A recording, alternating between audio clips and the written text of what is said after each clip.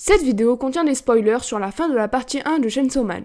Commencer à lire un manga qui est publié dans le Jump, c'est s'attendre toujours à la même formule répétée par les mangaka. Le trio Naruto, Sasuke, Sakura, le vieux mentor, le love interest, le héros complètement débile, et ainsi de suite. Et puis vous commencez à lire Chainsaw Man, et tous ces archétypes sont là. Vous continuez à lire, et d'un coup, tout part en couille, et vous vous rendez compte que ce n'est pas un manga comme les autres. Vous regardez un petit peu les autres œuvres écrites par l'auteur, vous lisez Fire Punch, Look Back, Adieu Eri, et vous vous rendez compte que Fujimoto Tatsuki n'est pas non plus un mangaka normal et on va en parler dans cette vidéo. Salut tout le monde, c'est Clownji Estelle et aujourd'hui on va parler d'un homme tronçonneuse, d'un point en feu et de 2 poules dans le jardin. L'homme dont on va parler dans cette vidéo, c'est Tatsuki Fujimoto, né le 10 octobre 1993 dans la préfecture d'Akita au Japon. Il découvre ses premiers mangas shonen dans une papeterie locale, puis des titres plus matures chez un de ses amis. Malgré son jeune âge, il n'a eu selon lui aucun mal à comprendre les thématiques plus matures présentes dans les seinen. Il dessine depuis très jeune, dessinant lui-même son propre magazine de manga pendant ses cours, avec pas moins de 7 séries dedans alors qu'il n'est encore qu'un adolescent. C'est assez difficile à expliquer, mais en gros, je le crée dans ma tête. J'avais en permanence plein de scénarios auxquels je pensais avant de m'endormir, et c'est à force d'imaginer plein d'histoires qu'est né Fire Punch. Sa première motivation pour devenir mangaka aurait tout simplement été qu'il n'était incapable de faire un métier normal en raison de ses difficultés à se concentrer. C'était donc un métier créatif ou rien pour le jeune Tatsuki. Comme il n'y a pas d'école d'art près de chez lui, il va au cours de peinture de ses grands-parents. Il est ainsi diplômé en peinture occidentale, ce qui se ressent même maintenant dans la manière dont il pose les couleurs. Avançons de quelques années dans le temps. Fujimoto a 17 ans et il sort son premier one-shot, Niwa Niwatori Gaita, traduit en français par 2 poules au fond du jardin, qui est nommé au concours mensuel du Jump Square. C'est pour le jeune auteur un début de série de one-shot qui lui permettra d'améliorer autant son dessin que sa narration, et lui permettra ainsi de commencer à vivre de sa passion grâce au prix qu'il recevra en soumettant ses one-shots à des concours. C'est à ce moment qu'il va rencontrer son éditeur, Lin-san. Lin, vous le connaissez déjà, il s'agit de l'éditeur de beaucoup de mangas, Chainsaw Man évidemment, mais aussi Spy X Family et Dan Dan Dan. Pourquoi je vous parle de lui ? Tout simplement parce qu'un éditeur va avoir une importance capitale dans la carrière d'un mangaka. Pour publier une série, un mangaka et son éditeur sont obligés de travailler main dans la main, et l'éditeur d'un mangaka est souvent ce qui lui permet en partie d'avoir du succès. Le premier one-shot de Fujimoto prend place dans un contexte un petit peu particulier. Fujimoto doit entrer à l'université des arts de Yamagata, mais c'est en 2011 et à ce moment-là, il y a un séisme qui vient de secouer la région. Sa rentrée à l'université est donc retardée de plusieurs mois. C'est ainsi pendant cette période qu'il dessinera 2 poules au fond du jardin. Dans ces circonstances, j'imagine que moi, comme mes camarades, se demandaient s'il était raisonnable de continuer à dessiner comme si rien ne s'était passé. Mon sentiment était que dessiner n'avait pas de sens. Désireux de m'en rendre au moins un petit peu utile, je prépare une action de volontariat pour reconstruire la ville d'Ishinomaki. Dans le bus qui m'a amené là-bas, j'ai rencontré beaucoup d'étudiants en art ou en sport qui partageaient ma vision des choses. Arrivé à destination, j'ai travaillé avec eux au déblaiement des débris qui obstruaient les caniveaux d'une zone résidentielle. Ils ont travaillé toute la journée sans voir une grande avancée dans leurs tâches, et c'est un sentiment d'impuissance qui plane sur le groupe pendant le retour. Depuis l'âge de 17 ans, un sentiment proche de l'impuissance continue de me hanter. Régulièrement, à chaque fois qu'un événement tragique s'est produit, l'impression que mon travail n'avait aucune utilité s'est renforcée. Je vous demande de garder cette anecdote en tête parce que je reviendrai dessus plus tard.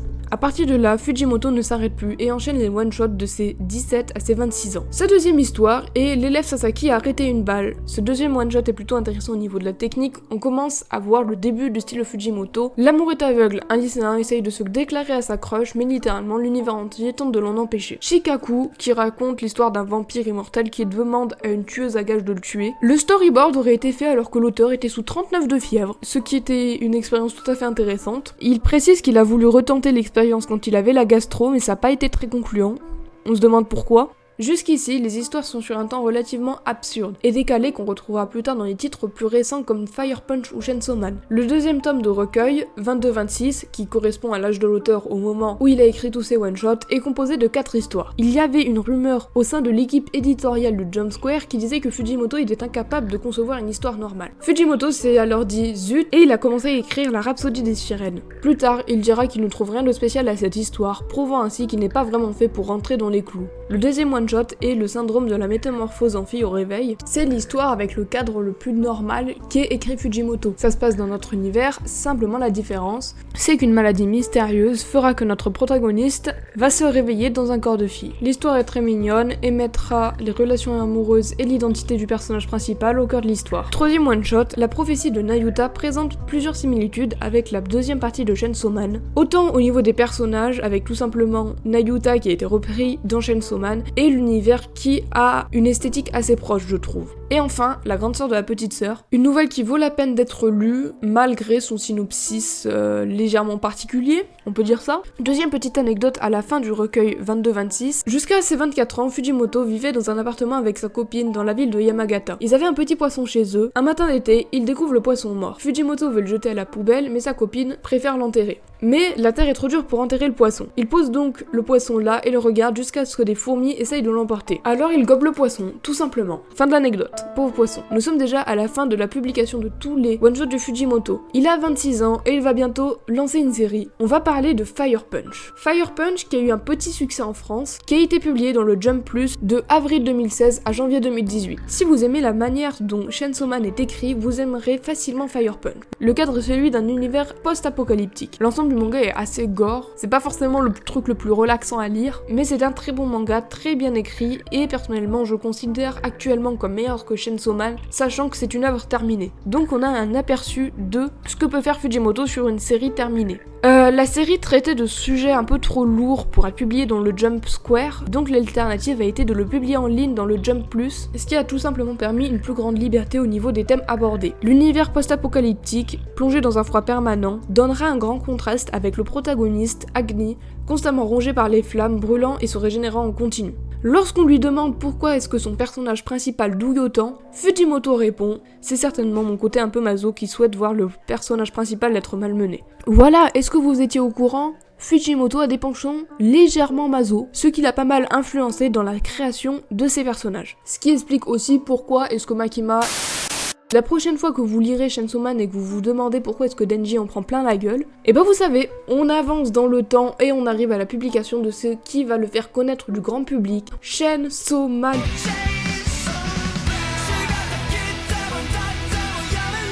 Fujimoto fait donc la transition entre le Jump Plus qui est en ligne et le Weekly Shonen Jump, le Saint Weekly Shonen Jump. Il passe donc d'une plateforme en ligne au magazine qui est à la tête de file des pré-publications de manga et qui met entre autres une pression monstre aux auteurs pour qu'ils maintiennent leur popularité, imposant ainsi un certain standard. Est-ce que Fujimoto va se retrouver tel un poisson hors de l'eau, privé de sa liberté d'écrire ce qu'il veut ? Vous vous en doutez, bien sûr que non. Selon son éditeur, Fujimoto sait s'adapter et rebondir. Sa capacité à en prendre en compte les remarques et à modifier rapidement tout ce qui doit l'être, peu importe le nombre, fait de lui un auteur différent des autres. Ainsi, Fujimoto s'inquiète assez peu des sondages du Jump tant qu'il n'est pas dos au mur, et ne regarde pas les avis des lecteurs sur internet, car il a peur d'avoir envie de faire l'inverse de ce que voudraient les lecteurs.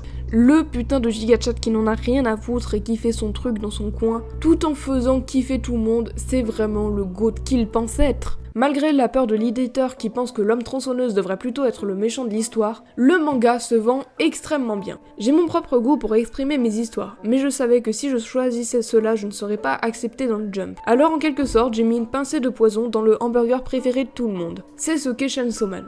Le mangaka fait donc le choix de faire un premier arc plus proche de ce qu'on peut trouver dans le shonen basique, avec le trio, le love interest, le vieux mentor et tous ces clichés qui vont vite virer au cauchemar quand l'auteur aura un peu plus de marge pour faire ce qu'il veut. La partie 1 se termine avec, attention spoiler, la plupart des personnages morts, notamment les personnages piliers de l'histoire, que sont Power, Aki et même l'antagoniste principal, Makima. S'il y a trop d'indications, les lecteurs anticipent que le personnage pourrait mourir. Je pense que ce genre de mort est trop parfait. Arai était intéressant et nous voulions le voir davantage, mais voir de tels personnages mourir de manière inattendue ressemble davantage à la mort dans le monde réel. Bien sûr, je crée aussi des moments dramatiques pour la mort de certains personnages, mais à vrai dire, je n'aime pas trop faire ça. Mais bon, dans le Jump, les morts dramatiques sont plus belles, alors j'ai fait ce choix. Et il a bien raison car les morts inattendues font tout le sel de l'œuvre. Mais c'est déjà la fin de la partie 1 et entre décembre 2020 et juillet 2022, le manga est en pause. Et que fait Fujimoto pendant ce laps de temps ? Il reprend les one-shots. Look back. J'ai fait de mon mieux pour être sans spoil pendant cette vidéo. Mais pour celui-là ce sera impossible, donc allez lire le one-shot, c'est pas long, puis revenez, je mets le lien en description si je n'oublie pas. Revenons sur l'anecdote dont je vous parlais tout à l'heure. Non, pas celle du poisson, l'autre. Depuis l'âge de 17 ans, un sentiment proche de l'impuissance continue de me hanter. Régulièrement, à chaque fois qu'un événement tragique s'est produit, l'impression que mon travail n'avait aucune utilité s'est renforcée. Dans Look Back, l'auteur se concentrera alors sur ce sentiment. L'histoire parle de deux jeunes filles. Fujino est une écolière qui dessine dans le journal de son école des BD comiques. Kyomoto, une élève fantôme, dessine elle aussi dans le journal, mais cette fois-ci, elle dessine des décors à un niveau quasiment professionnel, alors qu'elle n'est encore qu'à l'école. Fujino est chargée d'aller chez Kyomoto pour lui donner son diplôme, et de fil en aiguille, les deux finissent par devenir amis, progresser ensemble dans le dessin en faisant des one-shots, Kyomoto s'occupant des décors, et Fujino des dessins et de l'histoire. Le temps passant, elles finissent par obtenir une série, mais Kyomoto préfère surpasser sa timidité et aller en école d'art pendant que Fujino devient mangaka. Mais un jour, un tueur en série s'introduit dans l'école et tue Kyomoto. Fujino reçoit la nouvelle et regarde en arrière, se sentant responsable de la mort de la jeune fille car c'est elle qui l'a incité à sortir de chez elle. Envahie par le sentiment que dessiner est totalement inutile, elle regarde en arrière et imagine un scénario dans lequel Fujino n'aurait jamais continué le dessin après la primaire. Elle imagine qu'elle aurait pu arrêter le tueur avec un coup de pied de karaté et que tout se serait bien terminé. Évidemment, ce n'est qu'un scénario inventé dans sa tête. C'est une histoire qui mériterait vraiment d'être analysée. En la relisant, je me suis rendu compte à quel point c'était quelque chose de puissant. Mais comme d'habitude, on n'a pas le temps, donc on va se concentrer sur ce qui nous intéresse. Et si vous avez été attentif pendant votre lecture, vous vous rendez compte que ce one-shot est bien le reflet des inquiétudes du mangaka quant au sentiment que dessiner est inutile. Le nom même des personnages, Fujino et Kyomoto le montre. C'est son propre nom de mangaka partagé en deux. Dessinateur est pas le métier le plus utile si on se compare à d'autres. Typiquement, pompier, ou simplement les métiers plus concrets comme par exemple boulanger ou les trucs comme ça, je sais pas, je lis des exemples au pif. Être dessinateur, c'est accepter de n'avoir de l'importance que pour ceux qui voudraient bien nous en donner. Alors, il y a sans doute beaucoup de gens qui ont un métier créatif, qui se retrouveront dans le même cas que notre mangaka, régulièrement désemparés, envahis d'un sentiment d'impuissance, à l'idée de ne pas pouvoir aider concrètement ses semblables. Ok, donc j'en suis au montage là, et je n'en ai pas parlé pendant le tournage parce que je ne savais pas, mais ce one-shot fait directement suite à l'attentat du studio de Tokyo Animation qui a un incident qui a eu un gros impact au Japon et plus particulièrement dans la communauté des mangas animés. Je vais pas trop en parler pour pas alourdir la vidéo, mais il y a cette vidéo de trash qui en parle très bien. Je le mentionne car c'est assez compliqué de pas en parler au vu des événements très similaires de Look Back qui reflètent également le fait que toute œuvre est écrite dans un contexte, et particulièrement celle-là qui va directement refléter les sentiments de l'auteur et les sentiments généraux du milieu du manga après cet événement tragique. Récemment, gagné par l'idée de cracher ce sentiment à la face du monde, j'ai dessiné une histoire intitulée Look Back. Et il me semble qu'étrangement, le processus créatif a eu pour effet d'atténuer un peu mes angoisses. En observant ce présent recueil ainsi apaisé, je me suis souvenu de plein de choses. Je ne dessinais pas seulement submergé par l'impuissance, mais aussi avec la faim au ventre, que durant tout ce temps je m'exerçais au dessin avec mes amis, et des souvenirs heureux me sont revenus en mémoire, au point de me demander pourquoi je n'avais gardé en tête que des moments sombres. Parlons maintenant de Adieu Eri. Si Look Back parle de la première passion du mangaka, les mangas, ce deuxième one-shot est une lettre d'amour au 7ème art. Sur 200 pages, Adieu Eri est maîtrisé de bout en bout, autant sur le scénario et sur l'aspect très méta, la réalité du manga se confondant constamment avec le film imaginé par le protagoniste. Le one-shot se démarque également par son découpage qui fait plus ressembler le manga à la pellicule d'un film. Ces deux œuvres prouvent une chose, les one-shots, c'est le rinté de Fujimoto. Une histoire condensée en moins de 200 pages permet de se concentrer sur l'essentiel et ne rien laisser au hasard ou aux avis des lecteurs. En général, un mangaka ne fait de one-shot qu'au début de sa carrière, avant d'enchaîner sur une ou plusieurs séries. Mais là, après une série terminée et une autre à moitié achevée, Fujimoto nous montre à quel point on peut faire des merveilles avec 200 pages et de l'expérience. Avant de conclure cette vidéo, j'aimerais bien mentionner quelque chose que j'apprécie énormément chez cet auteur. C'est tout simplement le traitement des personnages féminins et de tout ce qui touche au fanservice. Il y a peu, voire pas du tout de fanservice dans Chainsaw Man qui est pourtant publié dans le Jump. Les personnages féminins sont bien écrits, pas conditionnés dans un rôle en particulier et relativement égaux aux personnages masculins dans leur traitement au niveau de l'histoire. Plus globalement, il n'y a rien de ce qu'on peut trouver de malsain dans la majorité des mangas destinés aux adolescents. Le manga parle de cul, je veux dire, la principale occupation de Denji c'est de tringler, mais c'est bien utilisé dans le scénario, c'est un vrai moteur à l'histoire et pas juste un running gag. C'est à nuancer bien sûr, je parle en général et comparé à d'autres mangas publiés avec la même cible éditoriale et dans le même magazine. Mais ça fait du bien d'avoir un animé shonen relativement mainstream sans ce genre de truc à la con. C'est pas le seul new gen qui se démarque grâce à ses qualités et ça donne un petit peu d'espoir voir quant au traitement des personnages féminins dans les mangas shonen dans les prochaines années. En conclusion, on pensera au premier abord que Fujimoto Tatsuki n'est qu'un mangaka japonais complètement borderline, mais selon son éditeur, il est sain d'esprit, on lui fait confiance. Et j'ai pas analysé chaque histoire précisément, ni l'écriture des personnages, bien que cela le mérite totalement. J'ai simplement essayé d'analyser un petit peu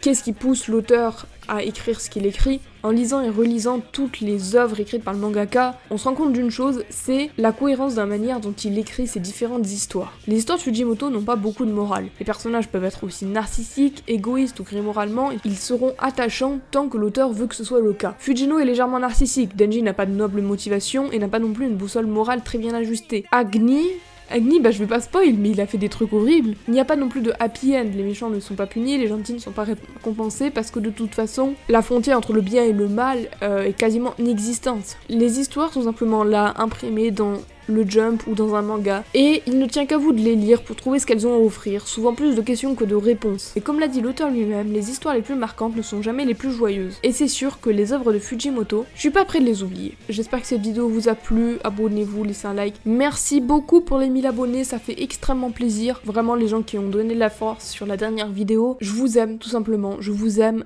Et n'oubliez pas que la passion et les rêves sont comme le temps, rien ne peut les arrêter. Salut!